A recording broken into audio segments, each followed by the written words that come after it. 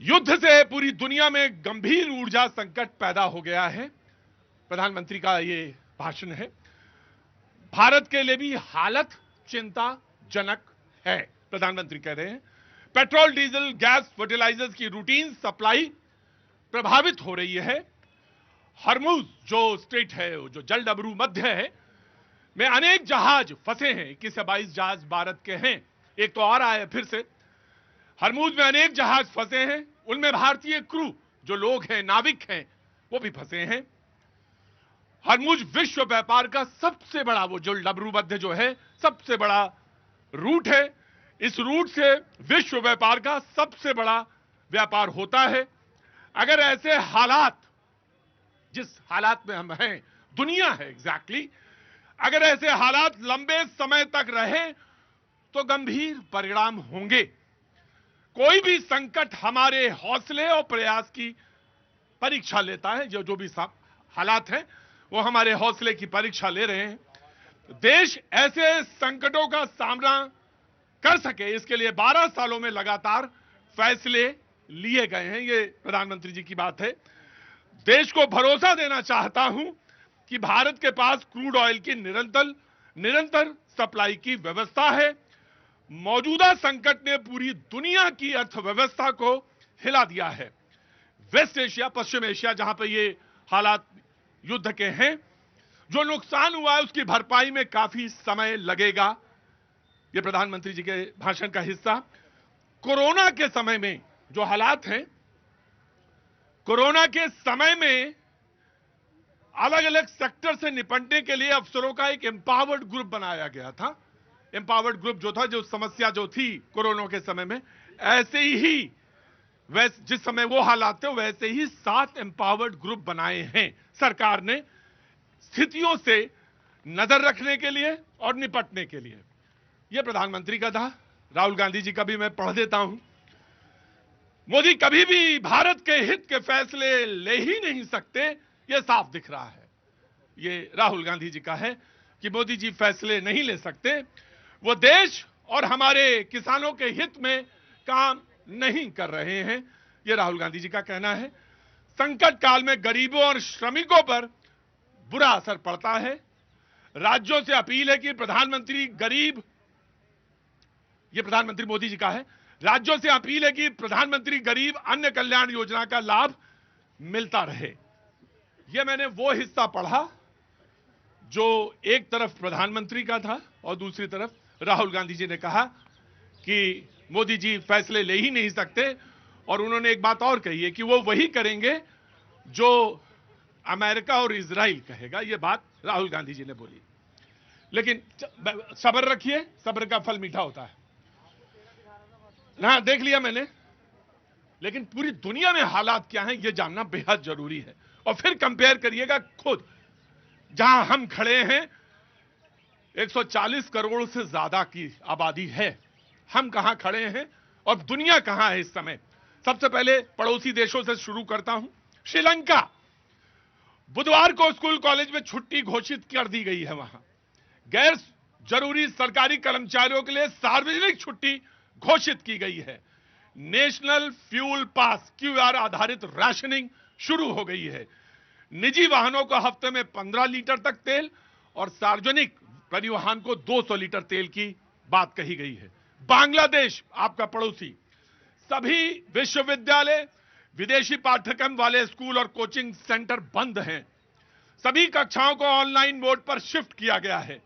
8 मार्च से ईंधन की राशनिंग शुरू हो गई है। घरों में 5 घंटे की रोलिंग ब्लैकआउट है। बिजली को ग्रामीण निर्यात क्षेत्र को प्राथमिकता देनी है।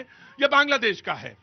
भूटान, जमाखोरी रोकने के लिए जरिकेन में ईंधन बिक्री पर प्रतिबंध लगा दिया गया है। और भी 2-3 चीजें भूटान ने किया है। पाकिस्तान, पढ़ें या छोड़ दें? सरकारी कर्मचारियों के लिए 4 दिवसीय कार्य सप्ताह, यानी हफ्ते में 4 दिन काम करना है बस वहां, और 50% वर्क फ्रॉम होम होगा। स्कूल और कॉलेज 2 हफ्ते के लिए बंद कर दिए गए हैं। फिलीपींस, सरकारी कर्मचारियों के लिए 4 दिवसीय कार्य सप्ताह, फिलीपींस का बता रहा हूं। गैर जरूरी सरकारी यात्राओं पर प्रतिबंध है। वियतनाम, व्यवसायों को वर्क फ्रॉम होम सक्षम करने के लिए प्रोत्साहित किया गया है। सार्वजनिक परिवहन, साइकिलिंग और कार पूलिंग को बढ़ावा दिया गया। यह वियतनाम का है। म्यांमार, निजी वाहनों को उपयोग को पंजीकरण संख्या के आधार पर वैकल्पिक ऑड ईवीएम तक सीमित किया गया है। कंबोडिया, लाओस, ये मैं आपको एशिया का पढ़ के सुना रहा हूं। अफ्रीका, अभी पढ़ रहा हूं, चीन का भी पढ़ रहा हूं। चाचा वहीं जाना है ना आपको? वहीं रहते हैं, गलती से यहां आ गए, पढ़ रहे हैं, गलती से यहां आ गए थे। कोई बात नहीं, चीन का भी पढ़ दूंगा। चीन में तो 1 घंटा भी नहीं रह पाओगे जैसे खड़े हो यहां पे। 1 घंटा नहीं खड़े हो पाओगे चीन में इस तरह से। जो तफरी के मूड में आए हो ना, 1 घंटा नहीं चीन में खड़े हो पाओगे इस तरह से। चीन को तो छोड़ दो। अब मैं अफ्रीका के देशों के बारे में पढ़ता हूं।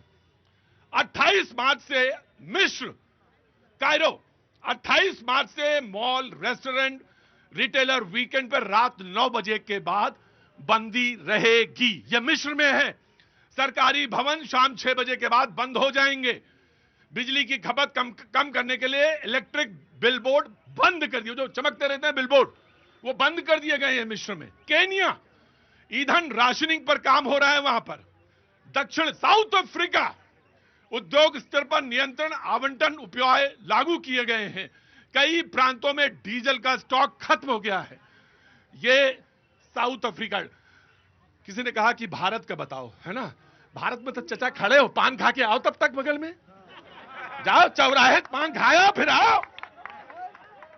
कितना मतलब कितना उतावलापन है कि अपना बताओ। अपना तो बता रहे हैं, रोजे बता रहे हैं, 20 दिन से बता रहे हैं। तुम एक काम करो, बगल से चौराहे से पान खा के आओ तब तक, अब फिर आके जरा लूंगी में पान थूकते हुए आना मेरे पास। ये है, अभी पूरा नहीं हुआ, कहिए पढ़ता जाऊं। नेपाल के बारे में बताएंगे नहीं, आपको मालूम है। न्यूजीलैंड के बारे में सुन लीजिए। सरकार 1979 के कारलेस डे की नीति, वहां ये कारलेस डे था 1979 में, कि हफ्ते में 1 दिन कार नहीं निकाली जाएगी। वो उसी नीति पर पुनर्विचार कर रहे हैं कि 1 हफ्ते में 1 दिन कार ना निकाली जाए। और ये पन्ना और बड़ा है। मेरे रिसर्च में बहुत सारे देश दिए हैं जहां जहां, यूरोप, स्लोवाकिया, डीजल की कमी और जमाखोरी रोकने के लिए फैसला। स्लोवानिया, वहां भी यही है। तमाम सारे देश हैं, क्योंकि भारत में क्या है यह जानना सबको जरूरी है। हाँ, यूएस की इकोनॉमी की जो है, हाँ जी, बैंड बजी है सर। जिनको मालूम होगा, तब आप पैदा नहीं हुए होंगे, जब वो एक युद्ध में इन्वॉल्व हुए थे, उसके बाद क्या स्थिति थी। युद्ध कहीं भी हो, युद्ध कोई भी हो, कोई युद्ध हो, उसके बाद आकलन जब करने बैठता है आदमी ना, प्रधानमंत्री ने ठीक कहा, पश्चिम एशिया को इस स्थिति से उभरने में सालों लगेंगे। ये स्थितियां हैं और हम जहां खड़े हैं कैनॉट प्लेस, वहां से ये बातचीत हम कर रहे हैं। हमें आपको मालूम है कि क्या स्थितियां हैं। ऑफ कोर्स चिंताजनक हैं, चिंताजनक हैं। हम अभी चिंताजनक स्थिति पर हैं। हाँ जी, है कंट्रोल में है। अब इस स्थिति में आप गाली देना चाहते हैं किसी को, तो गाली देने के लिए आप सुरक्षित हैं। जो भी गाली देना चाहते हैं किसी को भी, यू आर फ्री, आप गाली दीजिए। आप सारे लोग गाली दे सकते हैं किसी को भी, कहीं भी, आप फ्री हैं। ये कि देश में, मैं भाई साहब रुकिए, आप तो अपना खाना बंद कराए और टिफिन खा के आए होंगे चाट के, रुकिए। यू आर फ्री, आप गाली जितना देना चाहें, किसी को देना चाहें, गरियाना चाहें, गरिया सकते हैं। लेकिन स्थितियां मैंने पूरे दुनिया की बताई आपको। यूरोप, अफ्रीका, एशिया और मध्य एशिया की तो बात ही नहीं की हमने, क्या हालात है वहां। मिस्र का बताया है। Now the Congress will come. और आपने जो ये बात कही है, क्यों कही है मुझे नहीं मालूम, लेकिन कही है। प्रतीक जी, मैं थोड़ा भारत की जो स्थिति रही है उसके बारे में भी बता देता हूं। खुद इस देश के प्रधानमंत्री ने आज सदन में जो ये कबूल किया है, उन्होंने कहा है, और अगर आप उनके आज के भाषण को और कल के भाषण को अगर आप सुनेंगे तो मुझे ऐसा लगता है कि उन्होंने अपने हाथ खड़े कर दिए हैं। उसी जिसका वो कोविड का बड़ा बड़ा हवाला देके यहाँ पे बोल रहे थे अपने भाषण में। तो मुझे लगता है कि उन्होंने कोविड में जैसे जनता को असहाय छोड़ दिया था, और ये बात किसी से छुपी नहीं। हमने देखा है कि कैसे गंगा नदी में कोविड के समय पे लोगों की लाशें रखी हुई थी। हमने देखा है कि कैसे कोविड के समय पे जो है ऑक्सीजन सिलेंडर ना मिलने की वजह से लोग बागों ने अपना दम तोड़ा था। जो लोग हॉस्पिटल में बेड मिल गए थे उन्होंने दम तोड़ा, वो तो एक अलग बात थी, लेकिन जिन्होंने सड़कों पे दम तोड़ा था वो बात का एक आंकड़ा अलग है। हमने देखा कि कैसे जो है कोविड के समय पे आपने अनप्लान तरीके से लॉकडाउन लगा दिया था, जिसकी वजह से जो है 4.33 करोड़ जो हमारे माइग्रेंट वर्कर्स थे, मजदूर थे, उनको कैसे सैकड़ों किलोमीटर लंबा चलना पड़ा था। और जब सरकार से सवाल पूछा गया इसको लेकर राज्यसभा में, तो सरकार ने क्या कहा कि इस बीच में तो भाई कोई मजदूर मरा ही नहीं है। तो आपने जैसे जो है कहते ना लीपा पोती करने का जो काम किया था, आपने कहा कि कोविड के समय पे हमने बहुत सक्सेसफुल तरीके से लड़ा है, हमने बहुत अच्छे तरीके से मैनेजमेंट किया था। तो किसी से छुपा नहीं कि कैसे उस समय पे बात नहीं, बोल लीजिए आप, हर आदमी को बोलने की अख्तियार है। ये देश यही तो अभी लोग पूछा अपना बताओ लोग कह रहे थे ना, तो मैंने कहा चाचा पान खा के आओ चौराहे तक, फिर अपना बता रही है, अपना ही तो बता रहे हैं। हाँ सर, झूठ तो नहीं बोलना चाहिए, कम से कम तो जोर से बोलिए। झूठ नहीं बोलना चाहिए सर, जोर से बोलिए। झूठ नहीं बोलना चाहिए। झूठ नहीं बोलना चाहिए। हाँ जी, मरे थे सर, मरे थे सर, मरे थे क्योंकि सुनिए सर, सोनू सूद जी ने मदद किया था, मरे थे लोग, ऐसा नहीं मरे थे। लेकिन मैं ये जानना चाहता हूं, मैं एक बात, अगर आप एक बात ईमानदारी से नहीं कह सकते तो फिर आपको कहने का कोई बात कहने का, सुनिए सर, फिर कोई बात कहने का अख्तियार नहीं है। अगर ये ना होते कोई और होता कोरोना में तो क्या होता, ये जवाब है। हाँ जी, मोदी जी के कारण सेफ थे लोग, क्या ना, मरने की संख्या कम हुई, लोग कंट्रोल में गए। ये लोग तो सब घर में बैठे थे, कांग्रेसी सब तो घर में बैठे थे, उनको कोई काम नहीं था। मुफ्त राशन दे करके खाते में पैसे डाल करके मोदी जी ने जनता को जिंदा करके रखा हुआ है। क्या बात करते हैं। हमारे मैं मजदूर आदमी था, मेरे यहाँ किट भी गई, मेरे खाते में पैसे भी आए, और मैंने 4 महीना में घर बैठ करके मुफ्त राशन योजना से मोदी जी ने हमको जिंदा करके रखा। आप बात करते हैं।